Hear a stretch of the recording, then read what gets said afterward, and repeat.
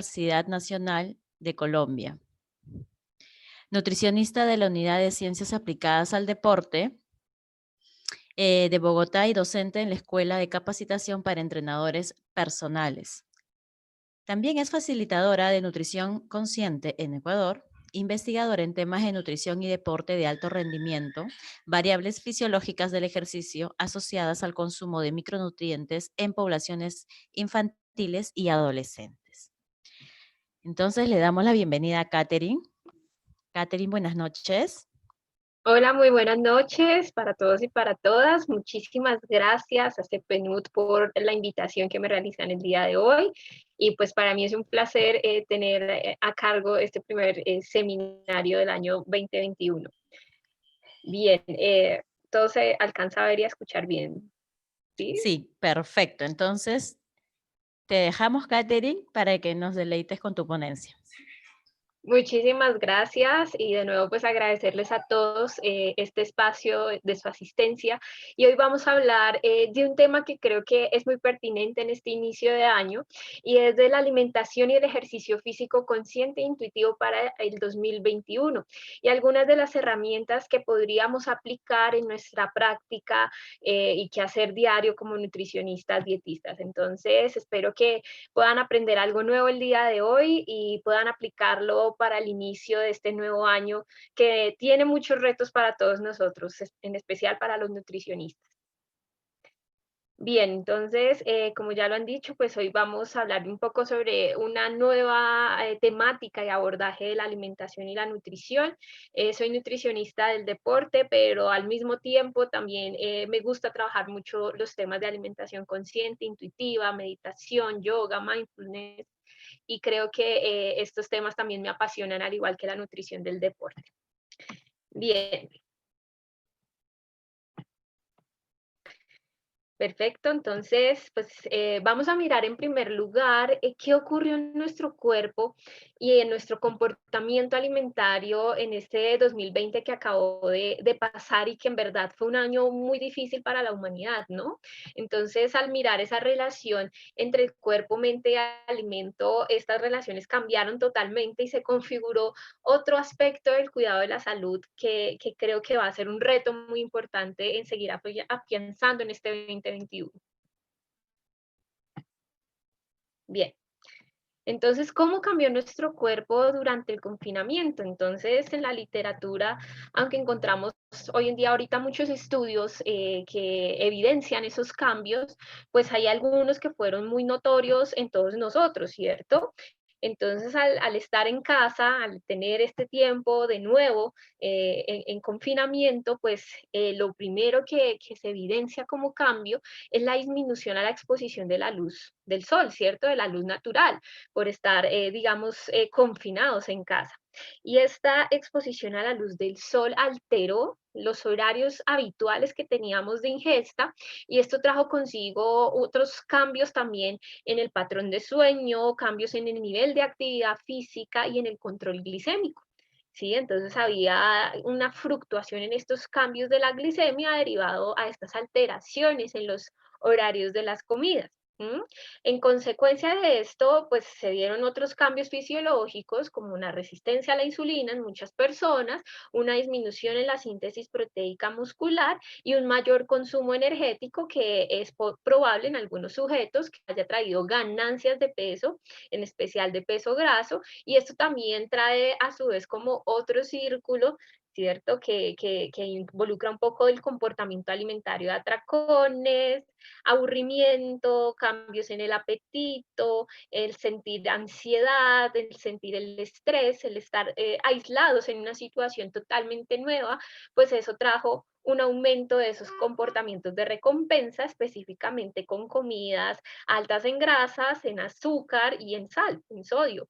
¿Sí? Entonces esto, digamos que fue muy evidente en la mayoría de las personas y creo que muchos de nuestros pacientes tuvieron en alguna medida, muchos más que otros, estos cambios de lo que les estoy hablando. ¿Sí? Entonces, lo que se evidenció fue, de pronto, desde la parte del deporte, que sí fue muy claro, el mantenimiento o la reducción de la masa muscular. ¿M? También hubo una ganancia en algunas personas de ese peso graso, que en estos casos, por la condición de pronto de antecedentes de enfermedades crónicas no transmisibles, puede ser un factor de riesgo para muchos sujetos. Generalmente el orden de las comidas se modificó totalmente, o sea, teníamos una ventana mucho más grande para comer, teníamos mayor disponibilidad de los alimentos en casa y esto generalmente trajo un consumo de comidas un poco más tarde en el día, un mayor número de comidas en el día y esto también modificó precisamente este comportamiento glicémico e incluso nuestro comportamiento hormonal que llevó un poco a esta cadena que he explicado. Muchas actividades sedentarias, pasamos de estar tal vez en una rutina y en una vida muy movida, ¿sí? De una vida bastante agitada a pasar a estar en casa. Y eso definitivamente trajo cambios en los niveles de actividad física que llevábamos antes en el 2019 y pasamos abruptamente a estar mucho tiempo y muchas horas sentadas. De hecho, las actividades sedentarias aumentaron un 28% con referencia a los valores anteriores al 2020 en todo el mundo prácticamente, según apuntan algunos estudios. Bien, hay un menor gasto de energía en el día, perdón, creo que, ok. Se presenta un menor gasto de energía en actividades de reposo durante el día, o sea, éramos menos eficientes en ese gasto energético total y hubo una mayor alteración o mayores disturbios en el sueño y una alteración también en el metabolismo, especialmente de los hidratos de carbono. También eso tiene mucho que ver con ese comportamiento de recompensa, específicamente en alimentos muy ricos en azúcares o en carbohidratos. Otro de los cambios metabólicos debido a la reducción de sus niveles de actividad física, pues los vemos notablemente en la capacidad de captar oxígeno, o sea, se disminuyeron los niveles de VO2 máximo, por ejemplo, en atletas fue muy evidente esa reducción y también se presentó, o en algunos casos también puede ser un factor de riesgo, la inminente resistencia a la insulina por esos cambios en los niveles de actividad física. A su vez, también pudo haber un aumento de la grasa visceral, de la grasa abdominal en algunas personas y un aumento en la expresión de esas citoquinas inflamatorias, ¿sí? Que en muchos casos pueden ser también factores de riesgo para contraer el virus. Bien, la evidencia que dice al respecto. Entonces, la evidencia también apunta a que nosotros tuvimos algunos cambios en la calidad de nuestra dieta. Entonces, por ejemplo, antes del confinamiento, muchos de nosotros tal vez teníamos una dieta un poco más balanceada, un poco más saludable. Después del confinamiento, lo que se evidenció es que generalmente calificábamos la dieta.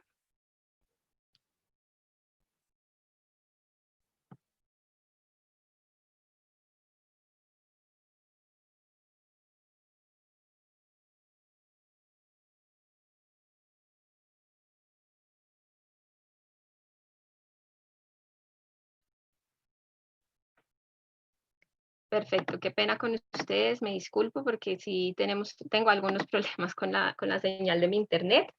Bien, perfecto. Entonces, estábamos hablando un poco sobre qué es lo que dice la evidencia respecto a nuestro comportamiento alimentario y a estos cambios que tuvimos durante el confinamiento. Entonces, lo que apunta este estudio multicéntrico que estoy citando acá, que se realizó en muchos países de Asia, en países de Europa y América, fue que los principales cambios que tuvimos en nuestro comportamiento alimentario se vieron especialmente tal vez como en esa calificación o en esa percepción de una dieta un poco saludable. Entonces, en realidad, antes del confinamiento, lo que sucedía es que de pronto no teníamos este patrón de consumir alimentos no tan saludables y esto claramente aumentó después de pasar el tiempo en confinamiento.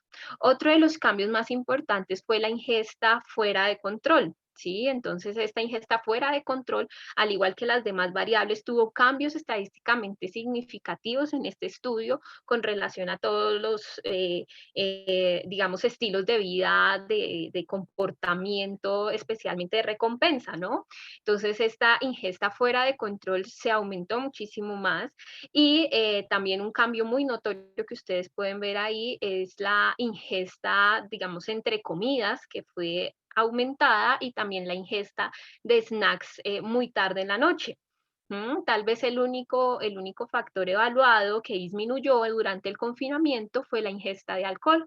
Entonces, la ingesta de alcohol, paradójicamente, no sé cómo sea en algunos otros países de Latinoamérica, en Colombia se aumentó, pero tal vez en este estudio los resultados arrojaron que esta ingesta de alcohol disminuyó con relación al periodo previo al confinamiento, tal vez por el consumo social que tenemos muchos de alcohol. Entonces, estos cambios, digamos que están siendo evidentes en muchos de los estudios y podemos ver que definitivamente la alimentación fue uno de los cambios más relevantes que tuvimos en este periodo. Bien, entonces aquí también nos llama la atención muchísimo lo que dice la evidencia respecto al consumo de los tiempos de comidas. Entonces podemos ver acá que antes del confinamiento, tal vez el patrón de consumo era realizar los tres principales tiempos de comidas. Después del confinamiento o durante el confinamiento, esto aumentó, o sea que las personas podían consumir más de 3 comidas, ¿cierto? Y el tiempo, digamos, de 3, 4 o 5 comidas o más aumentó también significativamente con respecto al periodo previo al confinamiento. Es decir, que estos cambios específicamente en los tiempos de comida sí fue algo visiblemente aumentado durante el periodo en casa. Bien, entonces, ¿cómo fue ese comportamiento alimentario? ¿Qué sucedió como tal? Podemos ver dos escenarios, ¿no? Entonces, como estábamos más tiempo en casa, teníamos más contacto con equipos electrónicos, el contacto con las películas, con el celular, con el computador, ¿sí? Y como muchos de nosotros que tenemos tal vez el acceso a estos programas donde podemos ver muchas películas y programas continuamente de televisión, pues entonces estamos en un entorno donde concentramos nuestra atención precisamente en esas actividades virtuales o en la exposición a las pantallas, ¿sí? Entonces, aunque es una situación que fue muy nueva para nosotros y cada uno lo afrontó de maneras diferentes, incluso estando mucho tiempo en un plan de películas, pues el alimento era el refugio más cercano y sencillo. También muchos experimentaron algunos sentimientos de ansiedad, de estrés, que eso conllevó a un cambio importante en el comportamiento alimentario. Entonces también vimos que la disponibilidad, perdón, de alimentos fue mucho mayor, ¿sí? Teníamos todo el tiempo y de manera más cercana a nuestra cocina, teníamos nuestra nevera, nuestra alacena y el alimento se convirtió definitivamente en ese refugio más sencillo de adquirir y que nos acompañaba en nuestra rutina en casa. Bien, entonces, como lo mostraba en la primera diapositiva, estos cambios del comportamiento alimentario se dieron bajo un mecanismo de recompensa en muchos casos. Entonces, teníamos un gatillo específico que era precisamente la misma pandemia, ¿no? Entonces, había un estrés, muchos estaban aburridos, muchos se encontraban abrumados, teníamos un montón de gatillos que eran estas situaciones, pues que para muchos no tenían un control en específico, ¿no? Entonces, al tener un gatillo, siempre se puede desencadenar una rutina, ¿cierto? Que yo busco para poder tener una recompensa tal vez a corto plazo con respecto a lo que me produce este gatillo. Generalmente muchas de las rutinas que tenemos respecto a estos gatillos se dan alrededor de la comida. Entonces, por ejemplo, comer chocolate o fumar también es un gatillo que responde precisamente, perdón, es una rutina que responde precisamente a ese gatillo en especial y que me brinda un tipo de recompensa, que puede ser estar relajado, puede ser estar tranquilo o estar menos estresado. Bien, entonces, digamos, alrededor de este comportamiento alimentario han surgido a partir del 2020 la importancia de tener otras orientaciones en la alimentación y en el ejercicio físico que busquen responder a estas dinámicas emocionales y a estas dinámicas también del comportamiento alimentario. ¿Mm? La primera de ellas es la alimentación consciente. ¿Mm? La alimentación consciente viene a raíz del mindfulness, que es una tendencia que se dio a través de la reducción del estrés. Esta tendencia lo que busca es que tal vez nosotros comamos con atención plena de nuestros sentidos, vivir el momento presente, el aquí y el ahora. Y eso se da a través de una conciencia plena de lo que yo estoy comiendo y para qué estoy comiendo.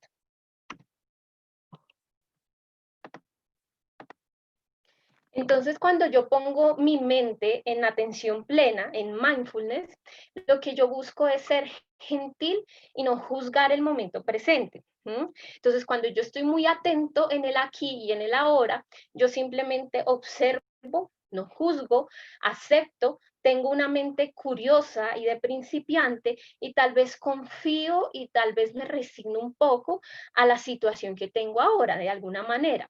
¿Mm? Entonces, cuando yo pongo mi mente en atención plena, busco tal vez desapegarme de los conceptos, tal vez vivir el momento presente a través de la respiración, a través tal vez de la meditación y no resistirme a lo que mi mente y a la situación que tengo actualmente. Y creo que el mindfulness tomó un papel muy relevante en la situación de pandemia que tuvimos. Entonces, estos son como los 6 principios o las cualidades de una mente en modo mindfulness. No juzgar, tener paciencia, mente de principiante, aumentar la curiosidad en esa mente de principiante, tal vez confianza, ¿sí? Digamos, en cierta manera, tener una resignación por el momento presente, digamos, si es algo que no me agrada y no resistirme ante esa situación, ¿sí? Más bien tener aceptación y tal vez tener no tanto un apego, sino como sí, una plena aceptación de lo que yo estoy buscando en ese momento. Entonces recuerden que el presente es lo más importante que nosotros pues tenemos en el ahora, ¿no? Es lo que interesa, en nuestro momento actual. Y eso realmente es muy evidente en nuestro comportamiento alimentario. Entonces tenemos dos condiciones, por ejemplo, comer conscientemente y comer sin conciencia. Entonces estamos llamando el mindful eating y el mindless eating. ¿Sí? Entonces, el primer caso que vemos aquí es cómo nosotros comemos palomitas de maíz en el cine, por ejemplo. ¿Mm? Entonces, cuando nosotros estamos en el cine o estamos expuestos a la pantalla de un celular, de un computador, pues nosotros podemos tener de pronto un comportamiento sin mucha atención, podemos estar más bien pensando en la película, podemos estar pensando en el programa de televisión que estamos viendo y no somos conscientes de lo que estamos comiendo. Entonces, eso es realmente comer sin atención. Por el otro lado, podemos ver cómo usualmente podemos aplicar la atención plena a la ingesta de un alimento como el pescado. Aquí en Colombia generalmente los pescados suelen ser como los de la imagen, son pescados de gran peso y muchos de ellos tienen bastantes espinas. Entonces, cuando yo como una porción de pescado como la que está en la imagen, generalmente debo aplicar el mindful eating, ¿sí? O sea, la conciencia plena y el comer con atención, ¿sí? Entonces, aquí, aunque de pronto está invertido, lo que busco en el mindful eating es tal vez usar los sentidos, estar atento al momento presente, ¿cierto? Observar lo que estoy comiendo, utilizar, por ejemplo, el tacto, utilizar muy bien el gusto, masticar adecuadamente, porque, por ejemplo, si no mastico adecuadamente este pedazo de pescado con alguna espina, incluso me puedo lastimar, me puedo herir, entonces sí puede ser un inconveniente para mi salud. Entonces aquí los dos ejemplos de lo que estaba pasando en muchos de nosotros y era este comer desatento, ¿cierto? Estar distraídos, estar expuestos a las pantallas y no saber lo que comemos o cuánto comemos. Y por el otro lado está esta tendencia de realmente estar atentos y prestar todos nuestros 5 sentidos a la experiencia del momento presente.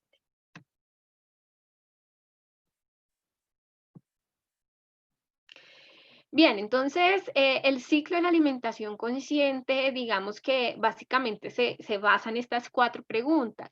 Entonces, ¿por qué estoy comiendo lo que estoy comiendo? Esa es una pregunta muy importante.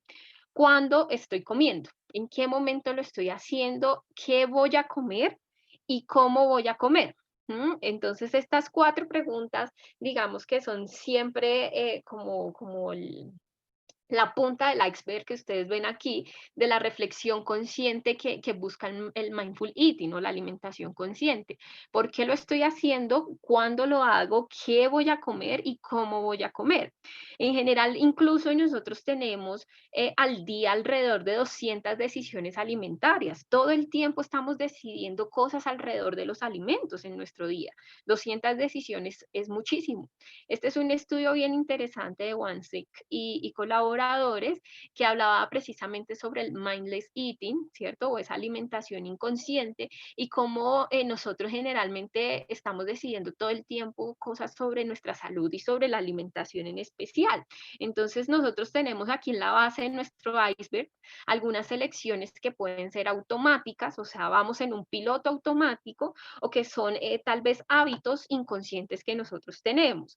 ¿Sí? Pero alrededor de eso, pues digamos que lo que busca la alimentación consciente es que yo haga precisamente una reflexión a conciencia de cómo voy a comer, de por qué lo como y el momento en el que lo hago, ¿sí? Porque generalmente este piloto automático que llevamos con nosotros, pues nos deja precisamente en eso, en cosas que son habituales y que hacemos de manera inconsciente con nuestra alimentación, pero sabemos que alrededor de un día podemos tomar muchísimas, cientos de decisiones alrededor de ello. Entonces, este es el plato de la marca que yo manejo sobre alimentación consciente, algunos principios importantes que podemos tal vez empezar en este nuevo año a recomendar a nuestros pacientes. ¿No? Entonces, el primer punto que siempre se habla en la alimentación consciente es sentarnos en la mesa, que es el espacio destinado para comer, ¿sí? Comer en un lugar que sea exclusivo para el acto de la alimentación, que es, digamos, el momento donde realmente podemos dedicarnos a nosotros mismos y a nuestra salud, ¿cierto? Entonces, buscar un espacio exclusivo para la alimentación puede incluso mejorar y ayudar a los hábitos de muchas de las personas. Se ha comprobado que tal vez ingerir en lugares no apropiados puede contribuir a este piloto automático que me hace ser inconsciente de cuánto consumo y no tener precisamente estos mecanismos que más adelante hablaré de apetito y saciedad bien regulados. Lo segundo es compartir en familia, ¿sí? Entonces los buenos hábitos alrededor de la comida, incluso desde la niñez, es fundamental, ¿sí? Entonces compartir con nuestra familia, pues no solamente estrecha los lazos con ella, sino que tal vez nos permite precisamente aproximarnos a una experiencia con alimentos reales, con preparaciones autóctonas, nos permite unirnos más como familia y nos va a brindar definitivamente esa reducción de estrés y mayor bienestar que muchos podemos estar buscando en este tiempo. Tomar bocados pequeños. El mindfulness se basa muchísimo en la respiración porque a través de la respiración yo puedo volver al momento presente. Entonces la respiración es muy importante e incluso el tomar bocados pequeños pues va a controlar no solamente la cantidad que ingiero, sino que me va a permitir, perdón, estar mucho más atento al momento presente. Cerrar los ojos y sentir el sabor. Recuerden que la alimentación es una experiencia sensorial y el mindfulness lo trata muy bien, de volver otra vez a mirar, a observar, a tocar, a degustar los alimentos que nosotros consumimos. Entonces siempre preguntar, ¿cuándo fue la última vez que realmente disfrutamos del sabor de una comida? ¿Sí? Muchas veces no somos ni conscientes de la textura, del sonido de los alimentos, de cómo se ven, de cómo huelen y mucho menos a veces tenemos el tiempo en nuestra vida agitada de sentir el sabor de los alimentos. Ujú. La masticación definitivamente también es uno de los mecanismos, no solamente de regulación del apetito, sino también el que nos permite incluso mejorar la absorción de muchos de los nutrientes y acercarnos precisamente a esa experiencia sensorial totalmente satisfactoria que debemos tener en nuestras comidas. Entonces, tomarnos un tiempo y comer con calma definitivamente no solo brindará salud para esa persona, sino que la alimentación se torna en una experiencia totalmente placentera y consciente. Darnos un respiro también entre bocados, comer con calma, sin afanes, No estar expuestos a las pantallas del televisor o del computador para alejar un poquito ese modo automático, o incluso tal vez puede funcionar comer con nuestra mano no dominante, utilizar algunos utensilios como palitos chinos o utensilios diferentes que nos permita precisamente comer más despacio, comer de manera más consciente y tener incluso una experiencia sensorial como cuando éramos niños. Generalmente los niños en su alimentación complementaria, los lactantes, pues tienen esta experiencia tal vez táctil mucho más frecuente que nosotros los adultos. Entonces, incluso esta estrategia puede funcionar en muchos casos para aproximarnos de una buena manera a esa textura de los alimentos, a ese sabor y a tener esa experiencia sensorial. Bien, la alimentación intuitiva, digamos que tiene algunas raíces parecidas a la alimentación consciente, pero la alimentación intuitiva lo que busca realmente es que las personas nos tornemos expertas en nuestro propio cuerpo, o sea, en el autoconocimiento y en mantener una relación saludable con la comida. ¿M? Entonces, claro, como tendencia, cada una tiene sus referentes, igual en la alimentación consciente, Jan Josen Weiss, que es una nutricionista muy conocida de alimentación consciente, en este caso de alimentación intuitiva, Evelyn Triboli y Elise Resch son unas de las referentes que hablan de esta tendencia. Entonces, los tres pilares de la alimentación intuitiva son muy claros. Entonces, cuando yo me torno intuitivo, tal vez tengo un permiso incondicional para comer. ¿Sí? No estoy restringido, no estoy limitado de pronto a seguir un régimen o algún plan de alimentación totalmente estricto. ¿Sí? Comer definitivamente es para atender una necesidad fisiológica y no una necesidad emocional. ¿M? Y la alimentación intuitiva habla un poco de guiarnos por una señal fisiológica, por una señal corporal y aprender precisamente mucho de nosotros mismos, de nuestro autoconocimiento para lograrlo.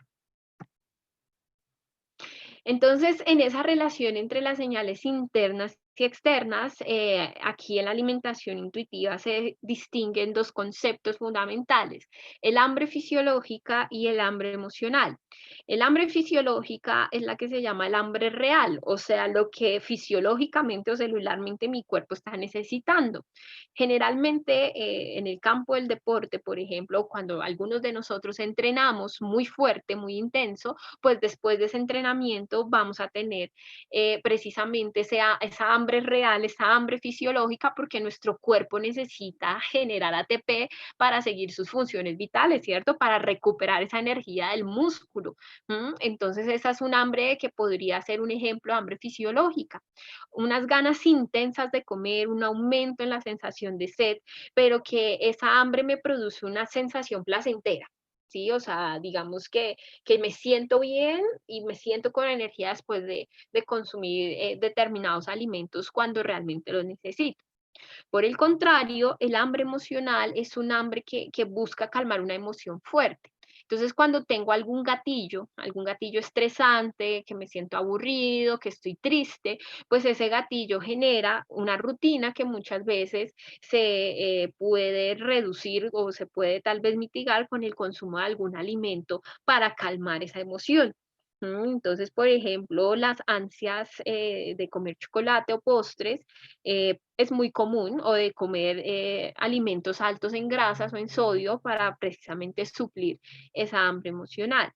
Lo que pasa es que esa hambre emocional me va a producir una sensación de culpa, ¿sí? Entonces aquí empezamos a jugar también con otras emociones. Entonces, después de que como o ingiero esta torta de chocolate o ese postre delicioso, pues me empiezo a sentir un poco más culpable. Y ahí empiezo a romper esa señal interna y externa y esa percepción precisamente de un cuerpo saludable y de sentirme bien conmigo mismo en todo sentido. Bien, otro de los conceptos claves en esta relación de señales internas y externas son los conceptos de saciación y de saciedad o de llenura. ¿Sí? Entonces la saciación hace referencia a la ocupación de alimento a nivel gástrico, pero por tiempo de comida.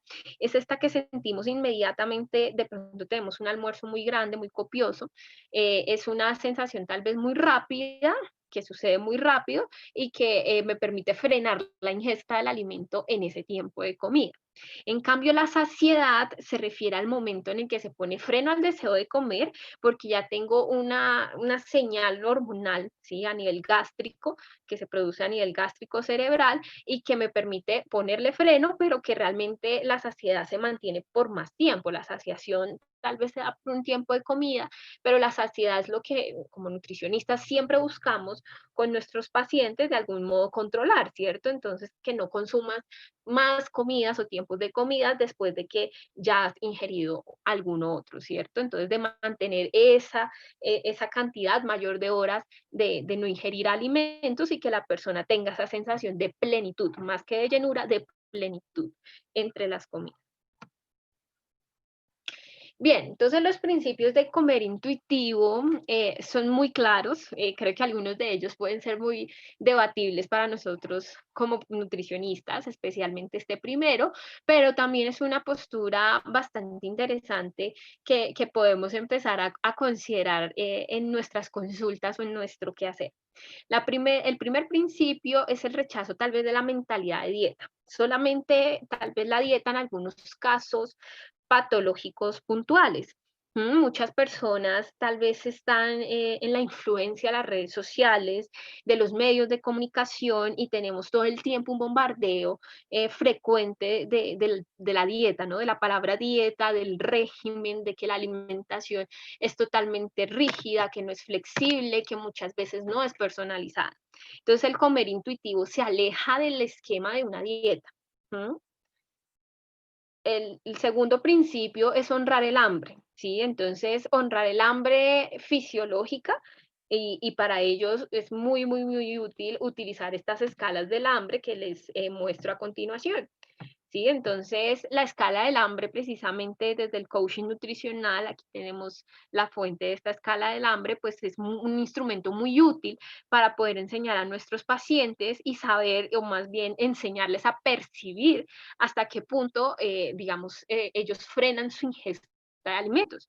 ¿Sí? Entonces, es ir reconociendo esas señales fisiológicas, como por ejemplo los ruidos gastrointestinales, la sensación de falta de energía, la sensación incluso ya de sentir como esta presión gastrointestinal que me indica que estoy lleno, ¿sí? De que no puedo comer más, e incluso todo lo contrario, cuando de pronto tengo esta leve sensación de hipoglicemia, como falta de fuerza, falta de energía, todo ese tipo de sensaciones, tanto del hambre como de la saciedad o de la llenura, pues se pueden empezar a educar en nuestros pacientes o usuarios a partir de estas escalas de hambre, para que ellos también sepan regular hasta qué punto pueden ingerir. Entonces, tal vez es ver las relaciones fisiológicas del hambre con las sensaciones corporales que tenga esta persona y saber si realmente es hambre celular o fisiológica o si es hambre emocional. Bien, el tercer principio de la alimentación o del comer intuitivo es hacer las paces con la comida.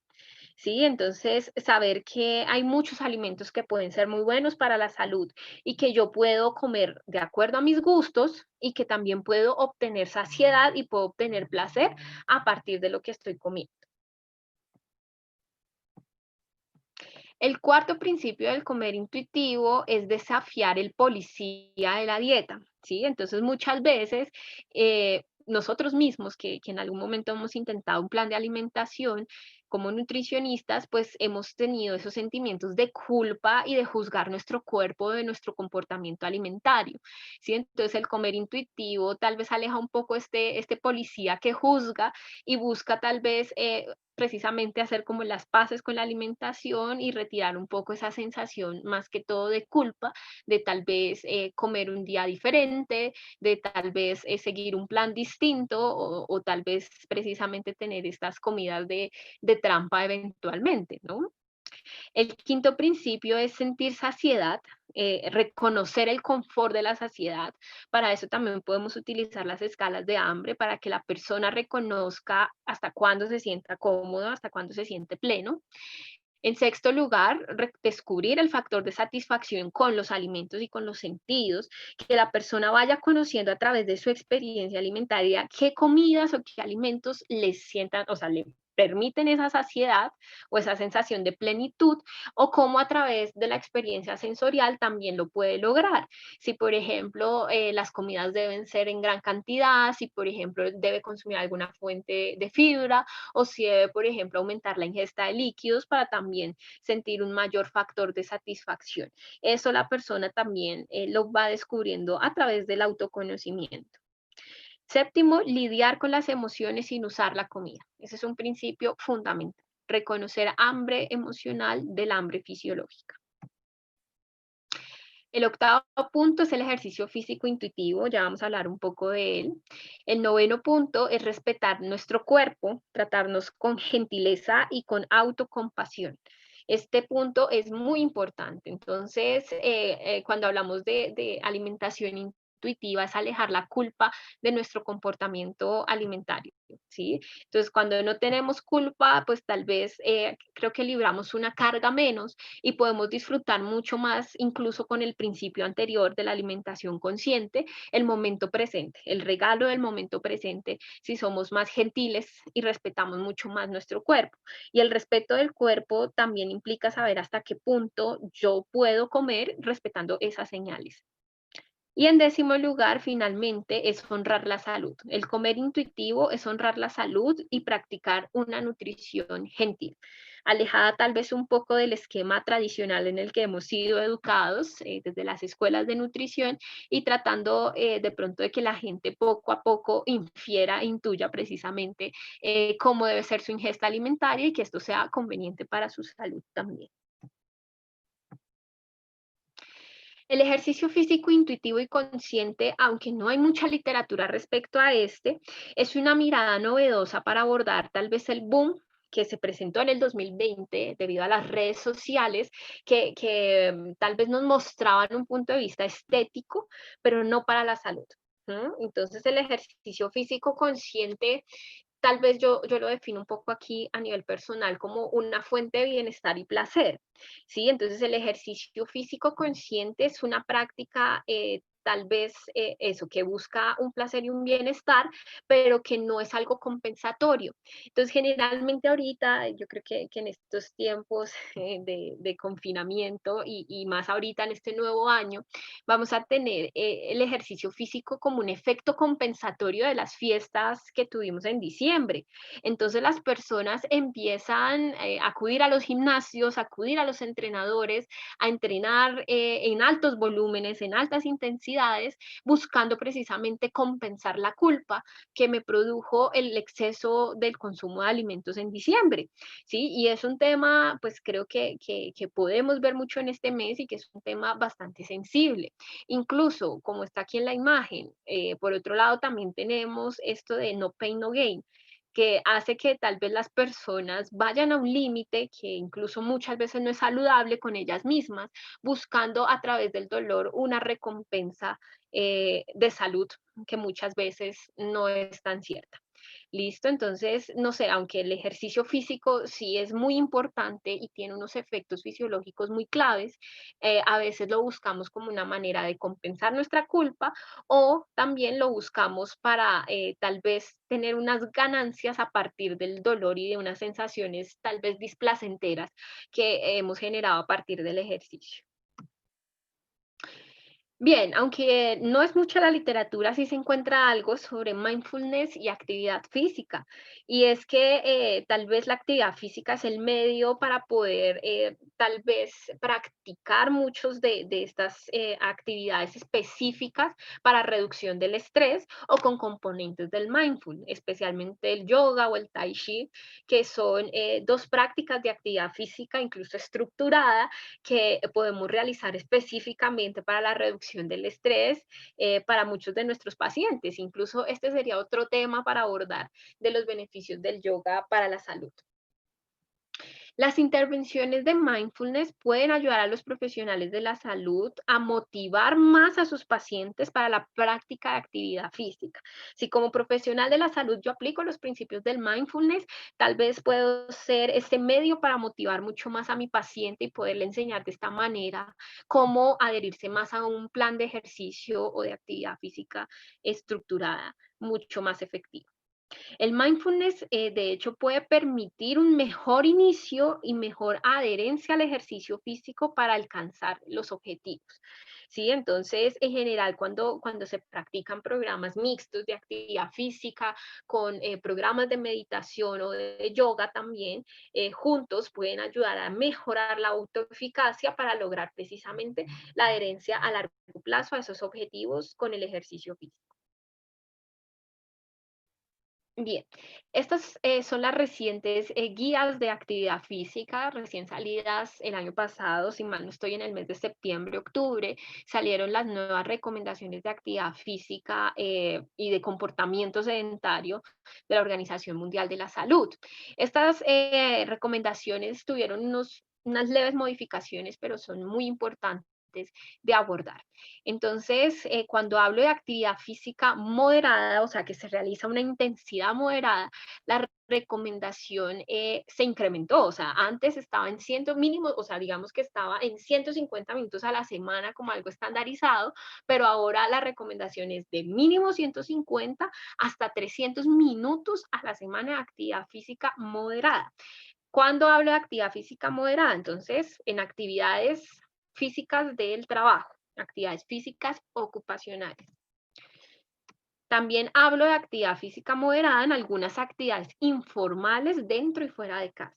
Estas en especial aumentaron durante el confinamiento y de hecho la mayoría de los cumplimientos de niveles de actividad física se dieron en actividades especialmente del hogar, ¿sí? En actividades que no son estructuradas, que son informales, pero que se dieron alrededor de las actividades del hogar. Y aquí también se hace un énfasis muy específico en ejercicio formal y recreación.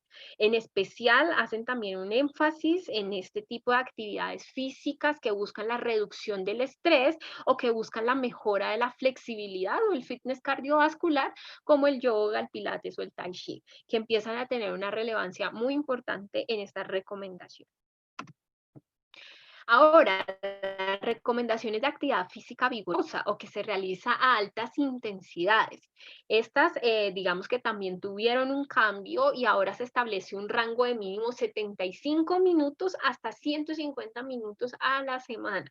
O sea que la recomendación está siempre en aumentar en lo posible la actividad física vigorosa en nuestros usuarios. ¿M?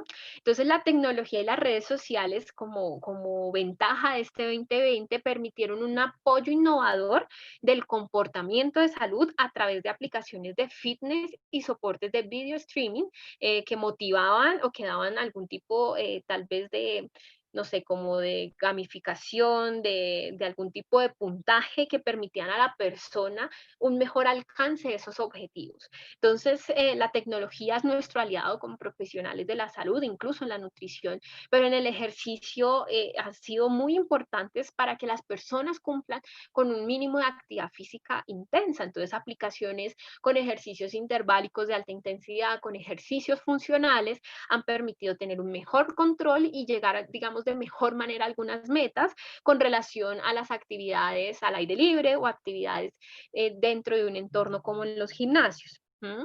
Ahora, la combinación de estas actividades moderadas a vigorosas debe hacerse también combinado con por lo menos 2 días a la semana de actividades de fortalecimiento de grandes grupos musculares. ¿Sí? Aunque igual las recomendaciones tal vez se enfocan en actividades más de tipo aeróbico, también es muy importante nunca descuidar por lo menos 2 veces a la semana actividades de fortalecimiento de grupos musculares grandes. ¿M? En este sentido, aquí también podemos empezar a aplicar un poco los principios de la alimentación intuitiva y empezar tal vez a distinguir estas señales externas e internas y saber también hasta qué punto yo puedo llegar a responder ante el ejercicio físico. Para eso están las escalas de esfuerzo percibido que aunque son subjetivas, nos permiten también empezar a intuir propiamente, ¿cierto? Internamente hasta el tope de nuestro cuerpo, ¿sí? El tope de la intensidad a la que yo puedo llegar. Entonces, esta escala que está abajo es una escala modificada de Borg, se llama así. Y esta escala es muy utilizada, incluso en las aplicaciones móviles también se encuentra, es muy utilizada para medir la intensidad. Es una escala subjetiva de qué tan intenso o de qué tan cargado estoy, ¿cierto? En este trabajo físico y es un ejercicio bien interesante porque como es subjetivo me permite a mí autoconocerme y saber hasta qué punto está siendo muy intensa o muy poco intensa esta carga de entrenamiento. Entonces estas escalas de esfuerzo percibidas son algo que debemos siempre utilizar para nosotros mismos, recomendar a nuestros usuarios que midan de esta manera la intensidad de su ejercicio físico. Bien, ya como para ir cerrando un poco el tema, tal vez daré unas últimas dos claves sobre cómo podemos construir un estilo de vida más saludable y consciente. Generalmente este ejercicio, yo creo que este es el momento más indicado de poder aplicar este ejercicio de la rueda de la vida. A mí me gusta mucho porque en el coaching nutricional se parte un poquito de la base de saber qué tan satisfechos estamos en diversos aspectos de nuestra vida. Esto es un punto de partida, especialmente en el inicio de año, porque todos tenemos metas, objetivos, ambiciones desde muchas dimensiones de nuestra vida y tal vez tenemos unos énfasis distintos que incluso da una ruta para el profesional de la salud de saber cómo abordar esta persona de una manera más integral. ¿Sí? Entonces, en esta rueda de la vida, la persona, digamos que califica pues de 0 al 100% qué tan satisfecho o qué tanto quiere trabajar ciertos aspectos de su vida. Sí, esto es un ejercicio bien interesante porque puede que para algunas personas el aspecto espiritual sea más importante que tal vez, no sé, el aspecto, no sé, familiar o social. Sí, entonces una persona que tal vez podemos encaminar un poco a estas tendencias de mindful eating o de alimentación intuitiva porque tiene ese objetivo en especial, ¿sí? Al igual que, por ejemplo, su objetivo de salud. O hay personas que tal vez quieren mejorar su salud, pero tienen también una ambición de contribuir al medio ambiente o una ambición más familiar también y debemos siempre acoplar esas necesidades de nuestros usuarios. Este ejercicio me parece un ejercicio muy bonito que se puede aplicar y también podemos enfocar y encaminar esos objetivos personales, de esas dimensiones personales, a la dimensión también que nosotros vamos a brindar de lo profesional. Y finalmente, esta metodología que creo que nos puede también dar una ruta y nos puede aterrizar muy bien sobre las metas que tenemos en cualquier aspecto. Esta metodología es el establecimiento de metas tipo SMART, muy utilizado también en el coaching nutricional. Es que estas metas sean específicas, que sean medibles en el tiempo, que sean alcanzables, que es un punto muy importante para nosotros, que sean relevantes, que sean importantes para esa persona y que también tengan una temporalidad para poderlo alcanzar. Esta metodología ha sido muy interesante y permite aterrizar mucho mejor estos objetivos que nuestros pacientes y todas las personas tienen en todos estos aspectos. Incluso se podría hacer en estos aspectos de la rueda de la vida objetivos tipo SMART para saber también las personas qué quieren y cómo les podemos ayudar de una manera más efectiva, cómo ser tal vez un poquito más acertados. Les doy las gracias por su paciencia, por su comprensión con estos problemas técnicos que he tenido. Les agradezco sus preguntas, sus aportes, sus dudas, sugerencias y bueno, estas son mis redes sociales, es como mi trabajo externo extra, donde hablo un poquito de estos temas de alimentación consciente y de estas nuevas tendencias, tal vez podríamos llamarlo así, en actividad física, ejercicio, nutrición y salud. Muchísimas gracias. Muchas gracias a ti, Catherine. De verdad, muy interesante la ponencia, sobre todo las últimas de la rueda de la vida, que creo que nos va a ayudar mucho a todos, en todo sentido, debido a que nos va a ayudar a organizarnos, ¿no? Y a qué es lo que, en todos los aspectos de nuestra vida, muchas veces nos enfocamos en la parte intelectual, en hacer un régimen alimentario, pues, correcto, adecuado, ¿verdad? Sin embargo, dejamos de lado otros aspectos que también son muy importantes para armonizar nuestro día a día. Súper, Ahora claro que tenemos, sí.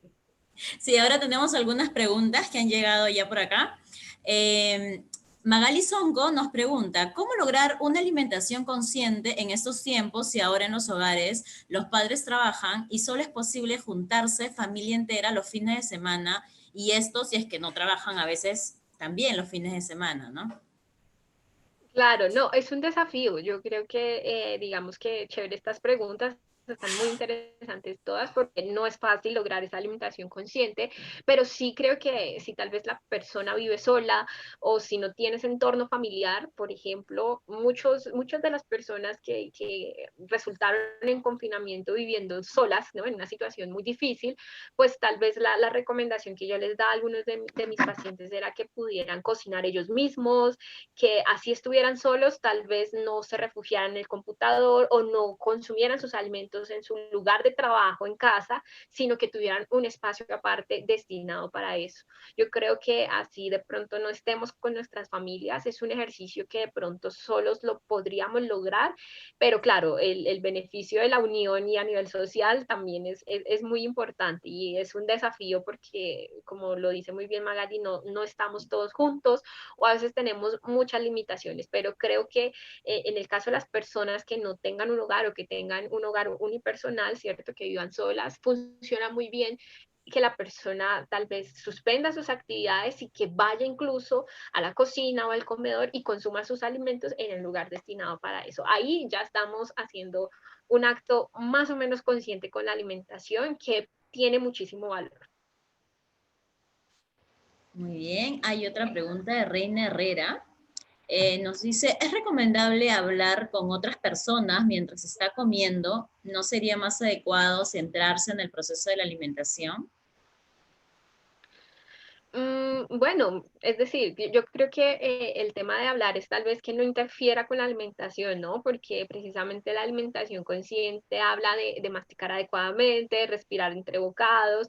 Creo que es posible hacer las dos cosas, pero tal vez, como muy bien lo dice ahí, pues cuando estamos en la alimentación, o sea, consumiendo los alimentos, pues sí estar enfocados y concentrados un poco en eso, ¿no?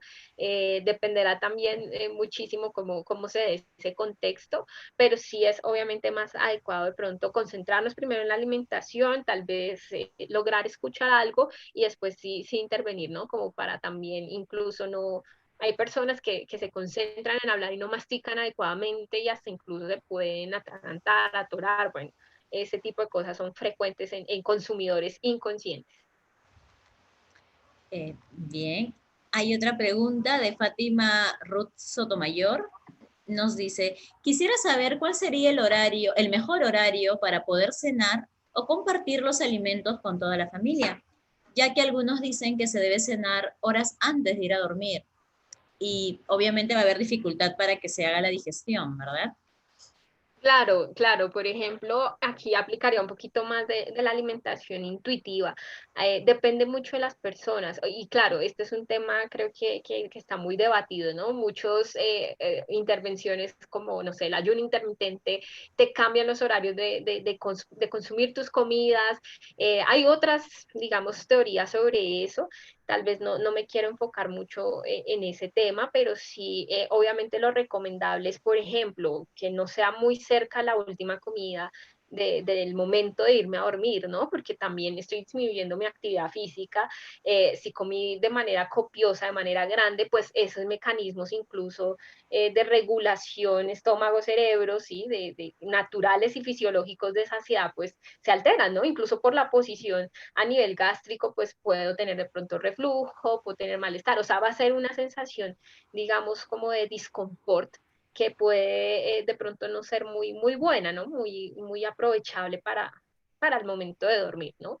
Entonces, sí, tal vez la recomendación es que este último tiempo de comida, pues sí sea por lo menos unas 2 horas alejado del momento de dormir, ¿no? Porque si es muy cerca, pues claro, ya voy a tener una sensación que no es muy agradable. Ok. Hay otra pregunta que nos dice, ¿qué rol juega la microbiota en este tema de conciencia, comida y nutrición? Tiene un rol súper importante. Pues bueno, digamos que de los temas que más se hablaron es que precisamente el estrés percibido, ¿cierto? Estos factores estresantes, lo que hacen es aumentar precisamente esta permeabilidad intestinal por mecanismos también vagales, aumenta mucho más la permeabilidad intestinal y nuestra microbiota de cierta manera sí se vuelve mucho más permeable, pero también aumenta mucho más la inflamación, ¿no? Entonces, cuando estamos estresados de manera crónica, nuestro cortisol nos juega una mala pasada, ¿cierto? Y hace que se aumente esta inflamación y esta microbiota empieza a generar pues esta disbiosis, ¿sí? Porque hay un aumento de estas citoquinas inflamatorias, se vuelve mucho más permeable, ¿cierto? Nuestro sistema nervioso simpático se hiperactiva más, ¿no? Por este momento estresante y sí tiene una incidencia, pues desde luego también en la producción de neurotransmisores. ¿Sí? Entonces, cuando tenemos esta disbiosis producida de pronto por una situación estresante, como lo fue tal vez el 2020, pues sí se disminuye muchísimo la producción o la síntesis de los neurotransmisores, en especial la serotonina, que se da en su mayoría a nivel gastrointestinal, a nivel intestinal. Entonces, sí hay una relación causal ahí entre microbiota, tal vez pues manejo de estrés, ¿no? O sea, ser un comedor inconsciente o estar de pronto regido ya al esquema de la nutrición que tenemos actualmente, ¿cierto? Este esquema mucho más privativo, pues sí puede alterar la microbiota, pero es más, digamos, como una triada o lo que llaman el eje intestino-cerebro, ¿no? O sea, cómo nuestro comportamiento y nuestras emociones cambian a nivel fisiológico la permeabilidad y el aumento de las citoquinas inflamatorias en esta microbiota que hace que también pues tenga una disbiosis y que también se modifique la síntesis de esos neurotransmisores. Entonces sí tiene muchísimo que ver. Ahora, si soy mucho más consciente, si mastico más lento, si tal vez tengo esas sensaciones placenteras con la comida, pues posiblemente tengo una microbiota más saludable. Yo no he leído muchos estudios tal vez de esa relación causal, pero sí estoy convencida de que podemos reducir precisamente esa disbiosis intestinal a partir de estos tal vez conceptos del mindfulness. De hecho, yo creo que el mindfulness sí tiene un papel muy importante en la reducción del estrés, el manejo de la respiración y también incluso a nivel gastrointestinal en la mejora de estos tiempos de digestión, de absorción, en la percepción también de esa como tranquilidad, ¿no? Que me brinda el momento de la alimentación. Angie Ferrer nos hace otra pregunta. ¿La alimentación consciente e intuitiva tiene relación con la llamada nutrición holística? En todo caso, si existe esa relación, ¿podría comentar sobre la nutrición holística? Bien, bueno, la nutrición holística creo que ha sido, digamos, enfocada hacia una certificación. Existe una certificación en nutrición holística de health coaches. Es muy famosa esta certificación y creo que esta certificación en nutrición holística recoge un poco de las dos. Recoge un poco de la alimentación consciente e intuitiva, de pronto llama un poco al consumo mayoritario de frutas, verduras, como a volver un poco a esta alimentación más basada en plantas también. Y también yo creo que recoge de las dos. Yo creo que la nutrición holística recoge de las dos, pero tal vez no la he leído mucho como una tendencia más estudiada de pronto en los artículos. No, generalmente es mindful eating o intuitive eating. De pronto son los dos términos que más ves en la literatura. Bien, la última pregunta de Joana Paola Mora Sánchez nos dice, dentro de estas tendencias de alimentación intuitiva, ¿qué tanta afectación causan los alimentos altamente industrializados? Súper, es una pregunta súper interesante. Yo creo que los alimentos altamente industrializados tal vez reducen mucho esta sensación o más que todo esta experiencia sensorial que tenemos con los alimentos. Definitivamente sí, ¿no? Al tener estos alimentos listos, preparados al alcance de nosotros, a veces ni sentimos eso, la sensación táctil de verlos, de olerlos, o sea, es mucho más difícil porque no estamos en ese momento de preparación y aproximación más profunda hacia el alimento. Creo que los alimentos altamente industrializados sí pueden ir un poco como en el mindless eating, ¿cierto? Que en el mindful eating, tal vez. Y en la alimentación intuitiva, yo sí creo que los alimentos altamente industrializados sí afectan mucho esta percepción de apetito, de saciedad, tal vez incluso de honrar la salud y de honrar nuestro cuerpo, ¿no? Porque pues son alimentos que en muchas ocasiones pues son alimentos altos en grasas, en sodio, en azúcares, como te digo, no nos dan esa sensación placentera, tanto a nivel sensorial como creo que a nivel nutricional, aunque muchos de estos alimentos sí son altamente consumidos en la población, sí pueden ir un poquito en contra del mindful eating, pensaría yo, no nos dan como esta experiencia sensorial, ¿no? De aproximarnos, de tocar el alimento, ya nos dan una forma rápida incluso de consumirlos. Ok, gracias. Una muy buena intervención de nuestros participantes con las preguntas. Y bueno, lo que nos hacen llegar también es si nos puedes brindar algún PDF para poder colgarlo en la página y puedan ahondar un poco más en este tema tan interesante que nos has brindado hoy. Claro que sí, yo les puedo brindar la presentación o si quieren la bibliografía que les puede interesar, pero claro que sí. Perfecto. Creo que también uno de los temas que han habido en esta cuarentena ha sido que muchas de las personas que quizá no teníamos o no sabíamos mucho cocinar, hemos experimentado también ello y lo hemos hecho en familia, o sea, con hijos, el esposo, etcétera, ya que hemos estado en casa, ¿no? Y una de nuestras distracciones, por así decirlo, y olvidarnos un poco de ese tema, ha sido el compartir ello, ¿no? Hacer nuevas recetas, quizá por ahí algún alimento nuevo, alguna preparación, un postre, y bueno, se puso de moda un tiempo, y creo que, no sé si en Colombia también, acá en Perú, hasta escaseó algunos productos porque no, la gente comenzó a realizar muchas preparaciones en casa. Sí, de acuerdo. Y eso yo creo que eso nos acercó muchísimo a la alimentación consciente y ha sido un paso muy grande, ¿no? Claro, tal vez nosotros con nuestra mirada juzgadora como nutricionistas, a veces le decimos a nuestro usuario, es que, no sé, cocinas solo pastelería o haces solo comidas rápidas, pero esta persona ha tenido un paso muy importante y es acercarse a la cocina, acercarse a preparar al alimento. Muchas veces incluso al momento de prepararlo ya tú sientes que no vas a consumir tanto que como tener un alimento, como estaba la pregunta anterior, ultra procesado, que esté ahí listo, que esté preparado, donde no tengo esa experiencia sensorial con él. Entonces sí, sí puede ser un tema muy interesante y creo que es un avance muy importante.